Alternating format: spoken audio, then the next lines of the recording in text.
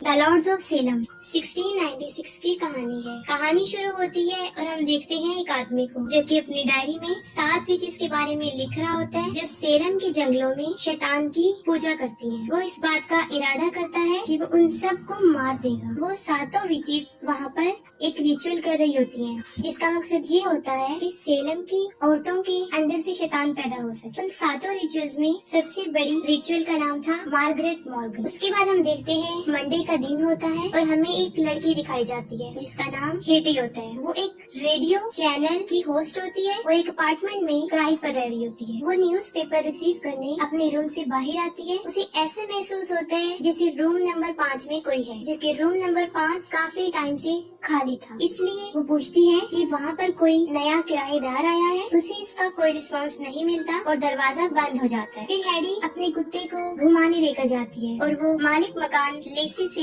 उस किराएदार के बारे में पूछती है। इसके जवाब में वो कहती है कि मैंने वहाँ पर कोई किराएदार नहीं रखा। हैडी कहती है मैंने 5 मिनट पहले ही किसी को वहाँ पर देखा है। लेसी कहती है मैं तुम्हारी कंफ्यूजन दूर करने के लिए एक बार रूम को चेक कर लूंगी।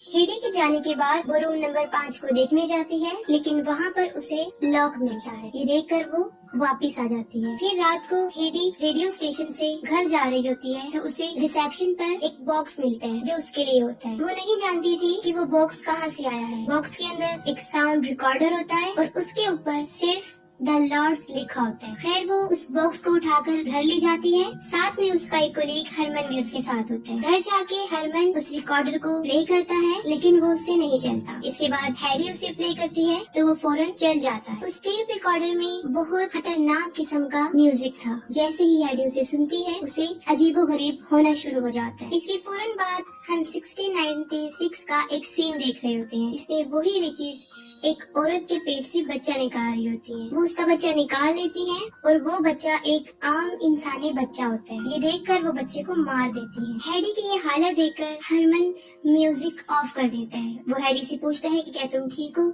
हैडी उसे कहती है कि मैं अचानक कुछ थकी हुई महसूस कर रही हूँ और मैं सोना चाहती हूँ। उसके बाद हैडी सोने चली जाती है। हरमन भी चला जाता है। हैडी अपने रूम में जा रही होती है और ऐसा लगता है कि कोई और भी उसके साथ वहाँ पर मौजूद है, लेकिन हैडी का उस तरफ जहन नहीं जाता। अगले दिन ट्यूसडे होता है और उस दिन हैडी के रेडियो स्टेशन पर एक राइटर आते हैं जिनका नाम फ्रांसिस मैथाइज होता है। उन्होंने एक बुक सैटन लेसन लिखी थी जिसका टॉपिक सेलम विचेस ही था। वहाँ वो उसी रिकॉर्डर को प्ले करते हैं और हरमन उसे द लॉर्ड्स ऑफ सेलम का नाम दे देता है। वो रिकॉर्डर अपने चैनल पर प्ले करते ही हैडी की हालत दोबारा बिगड़ने लगती है। हैडी उसे म्यूट कर देती है, लेकिन वो फिर भी सुनाई दिया जा सकता था और उसको सुना जा सकता था। इसके बाद उनका सेशन कंप्लीट हो जाता है। फ्रांसिस उससे पूछता है कि तुम्हारे पास ये रिकॉर्डर कहाँ से आया है। वो कहती है कि मैं नहीं जानती कि ये मेरे पास कहाँ से आया है। फ्रांसिस घर जाकर अपनी वाइफ से अपने इंटरव्यू के बारे में पूछता है। वो कहती है मैंने सारा इंटरव्यू रिकॉर्ड कर लिया है। फ्रांसिस पूछता है क्या तुमने वो म्यूजिक भी रिकॉर्ड किया है। वो कहती है जी मैंने वो म्यूजिक भी रिकॉर्ड किया है। फ्रांसिस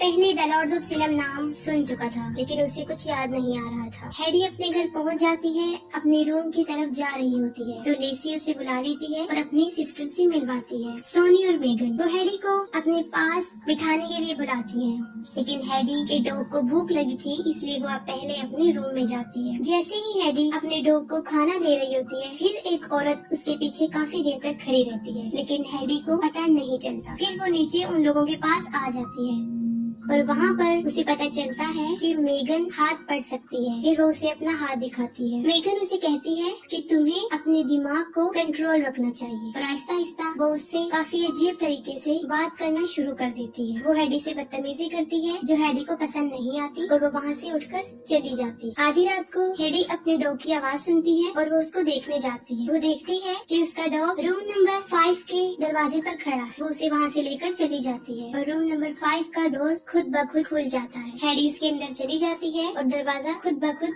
बंद हो जाता है। अंदर क्रॉस का एक निशान नजर आता है। हैडी देखकर उसे हिप्नोटाइज हो जाती है और ठीक उसी वक्त उसके पीछे कोई बड़ी भयानक चीज खड़ी होती है। फिर हम देखते हैं कि वही चीज जो हैडी के पीछे थी सामने से आ रही है और ऐसा महसूस होता है कि जैसे कोई जहन्नुम से बाहर आ रहा हो। दरवाजा खुल जाता है, हैडी बाहर आ जाती है और बाहर वो देखती है मार्गरेट मॉर्गन को जो हैडी से एक बच्चा मांग रही होती है। हैडी की आंख फौरन खुल जाती है। वो सोचती है कि ये ख्वाब है और